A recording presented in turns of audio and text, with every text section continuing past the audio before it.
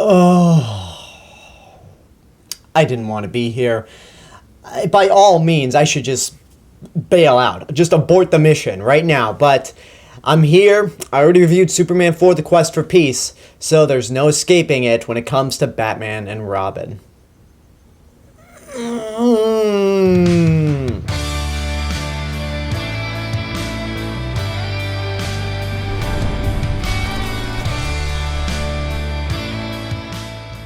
Here it is, the final review in my Superman and Batman series of reviews leading up to Justice League, Batman and Robin. Okay. This movie came out in 1997, 20 years ago, so this would be the 20th anniversary of Batman and Robin, in addition to the 30th anniversary of Superman 4.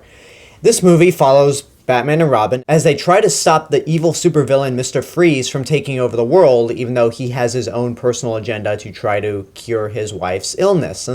Meanwhile, another villain comes up who is truly evil, Poison Ivy, played by Uma Thurman, and her little henchman sidekick, pet, I guess, Bane, who's played by nobody important. So the two villains try to team up to defeat Batman and Robin, take over the world, but Batman and Robin soon get additional help from Barbara Gordon. Oh, I'm sorry, not Gordon.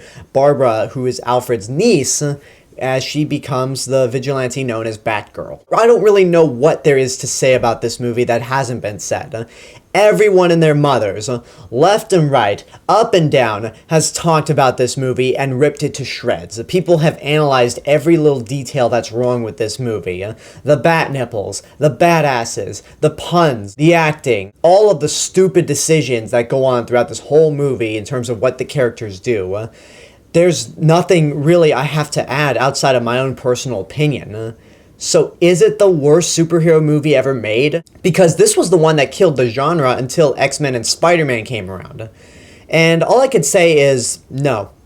I don't think it's the worst superhero movie ever made. It's terrible, no question about it. It is awful. But I can list 3 superhero movies that are indeed worse than Batman and Robin. I'll get to those a little later, but let's talk about the actual movie itself. After Batman Forever was kind of more like the movie that Warner Brothers wanted, as opposed to Batman Returns, Schumacher was brought in to direct the next one, which we got here, Batman and Robin. And this is pretty much a carbon copy of Batman Forever. It has all of the exact scenarios that you saw from Batman and Robin. The opening of the movie where we have a horrible line of dialogue that sums up the rest of the tone. A big, giant, forlong battle against the supervillain. A big pointless scene in the middle where one of the brand new characters decides to go off and do something rebellious. A big, grand, over-the-top finale that feels like something the Adam West Batman series would do. And the final shot of the bat signal in the background as our heroes run towards the camera. It is literally the script for Batman Forever, just with a few tiny tweaks here and there. Change the Riddler to Mr. Freeze, change Two-Face to Poison Ivy, and add in Batgirl, and it's pretty much the exact same movie. Oh, the last thing I forgot to mention, it is so much worse. No, actually, I did mention that before. It is so much worse than Batman Forever. This movie is just unbearable to watch. The acting is atrocious from everyone, but I don't really want to pin this on the actors, because I will say that Schwarzenegger is probably the best one of the movie, but that's not saying much. George Clooney doesn't seem to give a rat's ass at all, and Uma Thurman is just terrible. But I feel like this is more of a Michael Bay or Twilight situation where the directing is so bad that nobody comes across as good at all. This is the first Batman movie since the Tim Burton one where the actor playing the villain is billed above the actor playing Batman. Arnold Schwarzenegger plays Mr. Freeze, and this is...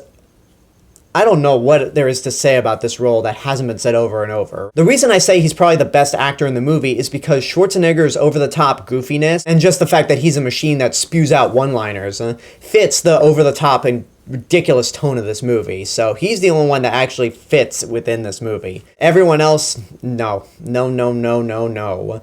And I should probably mention all the puns. When I was watching this movie, I clocked in how many puns Mr. Freeze gave off, and I think it was 26. I may have missed some, but almost every line of dialogue in this movie is a pun that consists of either ice or cold. Alright everyone, chill. Allow me to break the ice. What killed the dinosaurs? The Ice Age! Let me just say this right now. I like puns. Mainly I like giving off puns just to see other people suffer, but this is a scenario that makes me go, so that's what it feels like. Like, this is just way too much for me. Everyone who's reviewed this movie has already mentioned the puns, so there's no need to continue on with Schwarzenegger.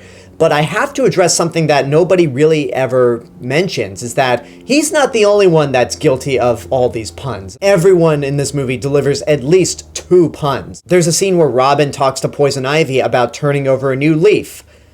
There's a plant pun right there. There's a scene where Poison Ivy is talking to Bane in a monkey costume and says, "Enough monkey business." It's a goddamn monkey pun. And there's a scene where, I forget who, Batman or Batgirl, is fighting Poison Ivy, and one of them says, "You're about to be compost." So everyone is so focused on the ice puns that Mr. Freeze delivers that nobody ever seems to acknowledge the other puns in this movie. So rounding things back to the actors, we have George Clooney in the cape and cowl this time around, replacing Val Kilmer. Now, when you look at this casting, you think, George Clooney as Batman? That could possibly work. I mean, he's got the chin for it, but unfortunately, he has to deliver a lot of bad lines, like the very first line that sets the tone for the rest of the shit. "I want a car. Chicks dig the car. This is why Superman works alone."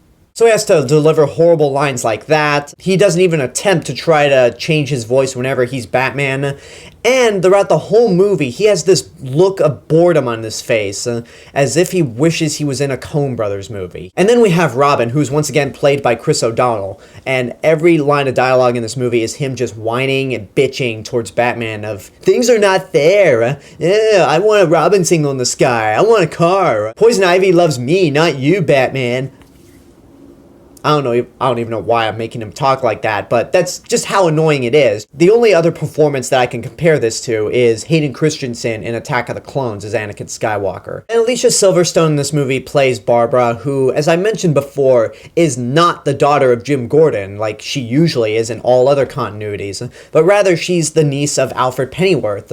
And they just threw Batgirl in this movie with no reason at all. She had no purpose to be in this movie. It's just as pointless as giving her the cowl and then having her take it off immediately to where she just has a mask like Robin. And also, there's no point in making her Alfred's niece when she has no British accent at all. Alicia Silverstone doesn't even try to attempt a British accent. So Batgirl was just overall thrown in at the last minute. But no matter how bad any of these people are, no matter how much they seem to not give a shit, nobody in this movie could be as bad as Uma Thurman as Poison Ivy. This is a performance that's so bad, you'll be watching this movie, and several times you'll be saying, "What the fuck are you doing?" I'm probably going to say something unpopular, but whenever Uma Thurman is not working with Quentin Tarantino, I don't think she's that good of an actress. Outside of Pulp Fiction, Kill Bill, I don't think I've seen her in anything else where I said, yeah, Uma Thurman was good. And Poison Ivy is her absolute worst role. Her whole tone of voice is trying to be very seductive and sexy. "I've got some wild oats to sow. I'll help you to grab your rocks." And whenever she's not spewing out a pun, she's definitely saying some sort of sexual innuendo. And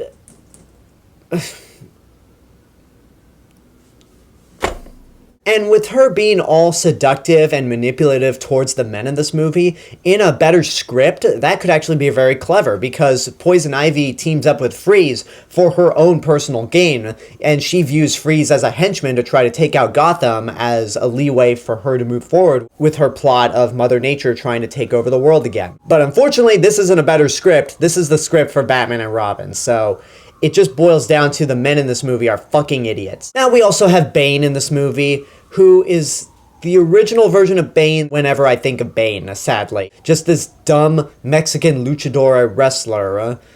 And it's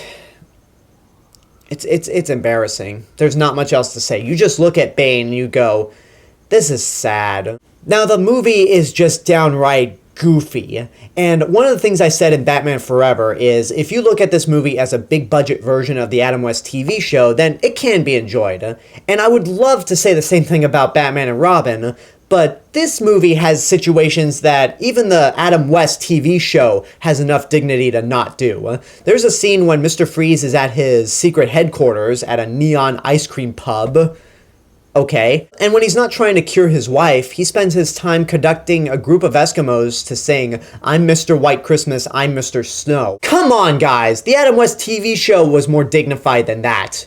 You gotta be kidding me. There's not much else I can say about this movie that everyone has said. It's awful. It's dog shit. This series started off with a really good first movie, Tim Burton's Batman, and then just spiraled out of control and went downhill with Batman and Robin. This is an embarrassment.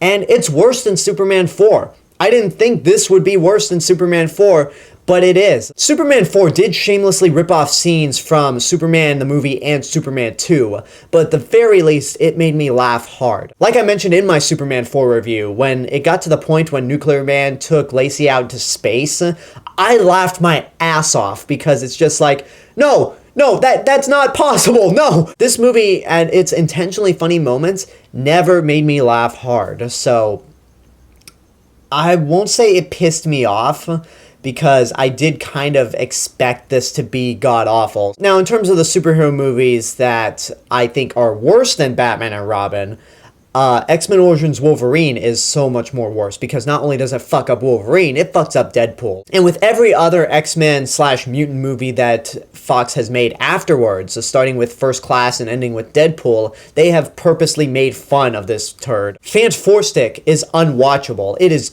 god-awful. I never thought anything could be worse than the goofy Tim Story Fantastic Four movies, but hey, there you go.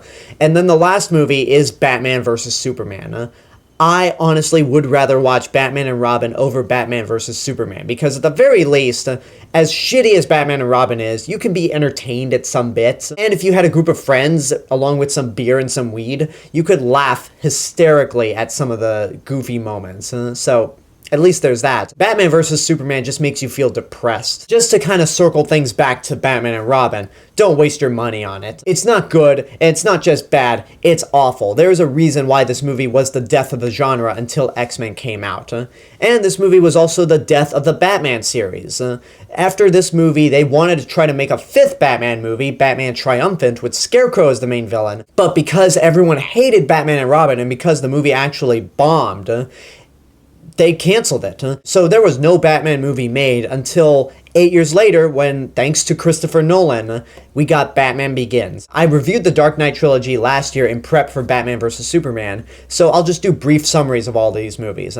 Batman Begins is a fantastic origin story, a great new approach to the Dark Knight character. I do love Tim Burton's Batman a little more, but Batman Begins is still a fantastic movie in its own right. Not just as a superhero movie, but just as a film in itself. And then The Dark Knight is infinitely better. One of my absolute favorite movies of all time. Much better than the Tim Burton movie. The Joker is a fantastic villain, and there are a lot of scenes in that movie that give me a Hitchcock feeling. Like, you know when you watch a Hitchcock movie, there are points where you just get really nervous and it works. The Dark Knight has those moments of intensity where you watch it and just go, yee! So, I love it. Dark Knight Rises, I don't think is that good. It does have some great moments to it. I love the music, I love Bane, I love Catwoman, and the finale is a ton of fun and just, it gets my heart racing. But everything else is just a point when I felt like Nolan was starting to lose his touch. It didn't seem like Nolan was fully committed to do this movie. I won't say it's awful, I just didn't think it was that good. It's just downright okay. It has amazing things about it, but I don't know, I just didn't like it. But at least it's better than Batman vs. Superman, which I've already talked about. So there you go, that's my review for Batman and Robin, all of the Batman and Superman movies. So Justice League comes out next week. I want to be hopeful for it, but everything I've heard, I'm just too scared. I don't want to be let down again, so, I mean, fingers crossed for the best. And until next time, I hope you enjoyed this review. Leave a comment down below and tell me what your thoughts are on Batman and Robin, if and when you've seen it, God forbid. And as always, this is the real Mr. Robinson telling you there is only one.